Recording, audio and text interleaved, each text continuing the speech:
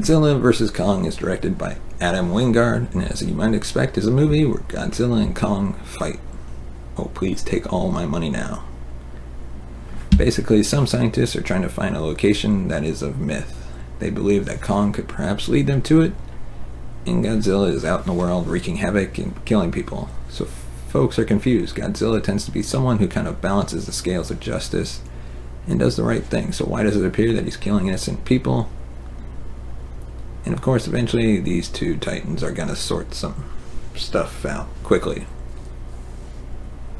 King Kong vs. Godzilla was on repeat constantly when I was in elementary school, and it's a very cheesy movie. Admittedly, especially if you watch the American version. And I used to watch it a lot. And I still do. And this film gave me a cheesy grin throughout almost the entirety of the film. Really had a good time with Godzilla vs. Kong because basically it gives you exactly what you want. It doesn't overstay its welcome. It's a very tightly paced movie, and it's the shortest so far in this most recent series of Godzilla and King Kong films. The movie doesn't waste too much time with things that you might not necessarily care about, and it doesn't have a grand aspiration towards really anything else than entertaining the hell out of you with a series of epic bouts between Godzilla and Kong. They do not disappoint. That's what you want to see. That's what's on the poster. The movie delivers that 100%, especially in the latter half. The second half of the movie is also almost non-stop Kong and Godzilla stuff. And it's really exciting and fun. Now, one complaint that's been thrown around a lot for these recent Kong and Godzilla movies, and I've certainly said in the past and to people, is that the human characters are kind of boring. Most people watch these movies for the titans, and we all know that, but it would still be nice if you kind of cared about the little characters that are walking around on the ground.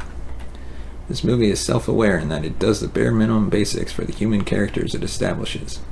The characters, their motivations, their goals, why are they in this movie, why are they doing what they're doing, and it gives traits to each one of them. Some are overly serious, some are funny, some are paranoid, and some characters cancel each other out. Brian Tyree Henry was very funny as a conspiratorial podcast host who has a lot of thoughts about what the government is doing. Some of them end up being true, so getting to watch him discover that his paranoid rantings on the internet are actually fact was very funny.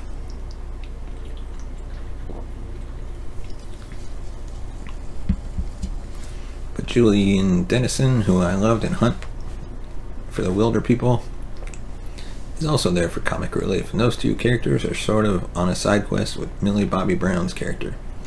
And sometimes it feels like the movie stops when we're with them. Eventually, there's a concrete reason for them being in this movie, and the characters are entertaining. And as I said, Henry is very funny and likable, so he definitely makes his scenes very enjoyable. But Alexander Skarsgård and Rebecca Hall are basically the main story. They're trying to find this hidden world, and Kong is leading them there. This was really smart, because instead of having Kong just be an animal that occasionally appears to wreak some havoc, he's integral to the story. They need him for the story. So not only do we get to see more of the monsters, but they made them more integral to the story this time around. But as I said, the film is extremely well paced in that it gives you just enough of the human people, because they're really not that interesting, and what they're trying to do can at times be a little incomprehensible. The best way that I can describe Godzilla vs. Kong is that it feels like an early 2000s movie. And I mean that as a compliment. There used to be films that were just big fun movies, and that's it. They had the needed character development, the basic minimum basics, but the movie knew why you were there. They were very self-aware. They didn't have these grand aspirations to be the overly pretentious human dramas. And I miss times like that at the movies where it just felt like you could go, have a fun time, even if it's disposable. It's almost like the film knows it is, and is totally okay with that. Adam Wingard does so many fun things with the fight sequences in the movie. He simulates a camera that's mounted to their arms, sometimes so when they throw punches. Creates this sort of dizzying effect. The fights are gorgeous, the visual effects truly have reached an amazing period, like we are in the future. The look of this movie is absolutely breathtaking. I do think there's one missed opportunity though. There's an area of film, without getting into details, where gravity is sort of something. I really wish that Godzilla and Kong fought in that spot somehow. It could have been like the Inception fight of Godzilla and Kong.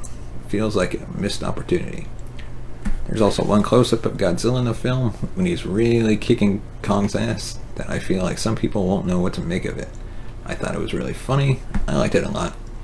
I laughed, but some people might think it's like out of character or something. I don't know. I liked it. It's also, I can just say that Kyle Chandler has now been in 2 films with Kong that are completely separated from each other. He was in the Peter Jackson King Kong, and now this.